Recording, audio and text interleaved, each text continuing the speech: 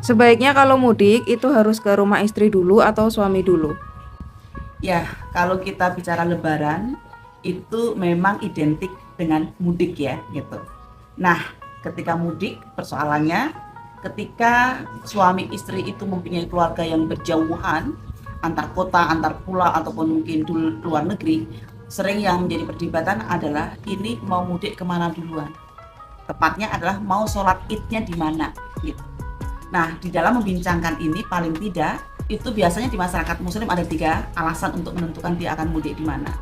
Yang pertama adalah misalnya alasan ekonomi, dalam arti mana yang lebih bisa dijangkau untuk mudiknya itu dengan kekuatan ekonomi yang ada. Yang kedua adalah alasan teknis. Alasan teknis ini misalnya kadang-kadang karena persoalan mempertimbangkan kemacetan arus balik gitu ya, atau misalnya karena terkait dengan ya di keluarga si istri itu acara-acara halal bihalalnya gitu ya, itu hari pertama kedua misalnya, sehingga kemudian pas di hari-hari halal bihalal itu mereka ada di sana.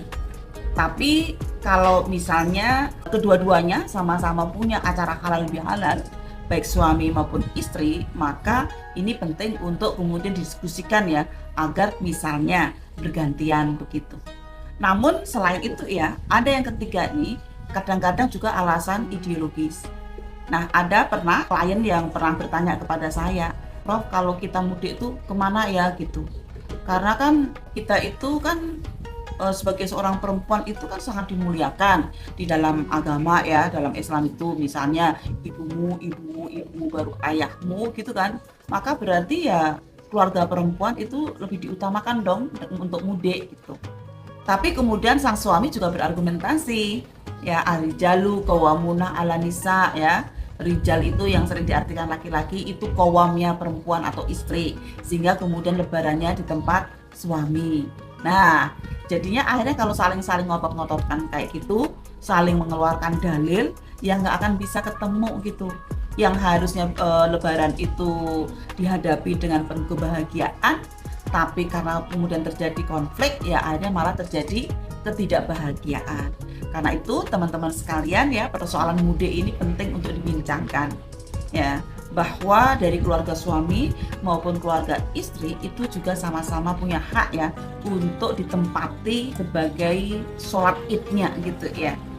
Nah, sehingga kalau memang secara teknis dua-duanya itu punya rangkaian halal bihalal yang sama, ya mungkin yang dipilih adalah gantian. Jadi mungkin bisa diatur ya, tahun ini ke tempat suami, tahun depan ke tempat istri. Tapi kalau misalnya ada persoalan ekonomi, ya mungkin yang terjangkau lebih dekat, sambil nanti menabung ketika uang sudah cukup, barulah kemudian lebaran di tempat yang jauh, karena kemudian bisa nabung. Karena kan nggak mungkin ya teman-teman sekalian ya, kita mudik hanya sendiri berdua suami istri itu, anak-anak nggak diajak kan nggak mungkin. Biasanya kalau mudik itu kan ya rombongan. Coba bayangkan kalau gitu antar pulau tidak bisa terjangkau oleh mobil ataupun kendaraan umum yang pakai darat, itu kan otomatis bagi keluarga tertentu berat ya untuk kemudian harus membeli tiket pesawat dengan sejumlah keluarga yang ada. Sehingga harapannya ini penting untuk dimusyawarahkan. Masih ingat ya bahwa pilar keluarga sakinah diantaranya ada tentang musyawarah dan juga saling memberikan kebaikan.